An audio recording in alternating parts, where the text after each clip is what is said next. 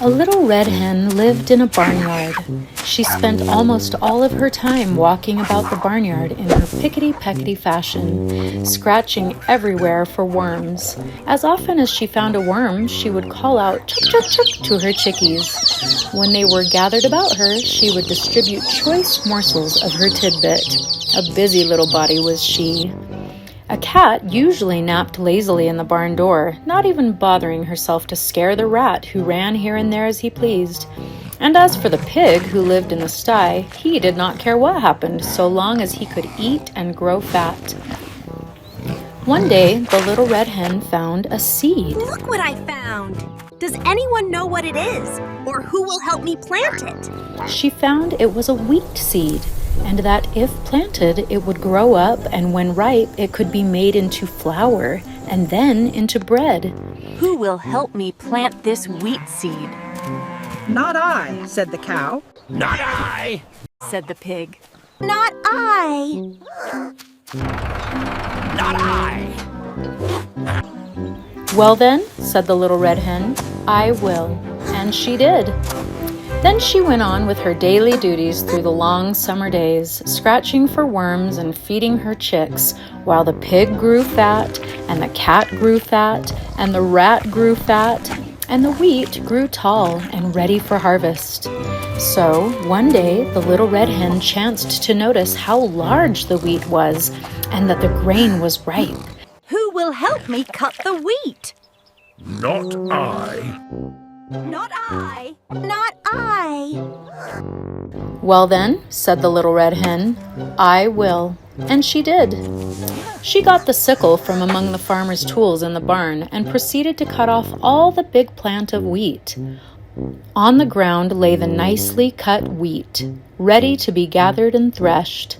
But the newest and yellowest and downiest of Mrs. Hen's chicks set up a peep, peep, peeping in their most vigorous fashion, proclaiming to the world at large, but most particularly to their mother, that she was neglecting them. Poor little red hen, she felt quite bewildered and hardly knew where to turn. Her attention was sorely divided between her duty to her children and her duty to the wheat, for which she felt responsible. I wonder who will help me thrash this wheat. But the pig, with a grunt, said, Not I. And the cat, with a meow, said, Not I. And the rat, with a squeak, said, Not I. So the little red hen, looking, it must be admitted, rather discouraged, said, Well, I will then. And she did. Of course, she had to feed her babies first, though, and when she had gotten them all to sleep for their afternoon nap, she went out and threshed the wheat. Then she called out, Who will help me carry this wheat to the mill? Not I. Not I. Not I. So the good little red hen could do nothing but say, I will then. And she did. Carrying the sack of wheat, she trudged off to the distant mill. There she ordered the wheat ground into beautiful white flour. And I'm carrying it all by myself. When the miller brought her the flour, she walked slowly back all the way to her own barnyard in her own pickety-peckety fashion. She even managed, in spite of her load, to catch a nice juicy worm now and then, and had one left for the babies when she reached them. Those cunning little fluff balls were so glad to see their mother. For the first time, they really appreciated her. After this very strenuous day, Mrs. Hen retired to her slumbers earlier than usual. She would have liked to sleep late in the morning, but her chicks, joining in the morning chorus of the henyard, drove away all hopes of such luxury. The thought came to her that today the wheat must somehow be made into bread. So, after her children were fed and made sweet and fresh for the day, she hunted down the pig, the cat, and the rat. Still confident that they would surely help her someday, she sang out, Who will make the bread? Not I. Not I. Not I. So the little red hen said once more, I will then. And she did. Feeling that she might have known all the time that she would have to do it all herself, she went and put on a fresh apron and spotless cook's cap and put them into the oven to bake.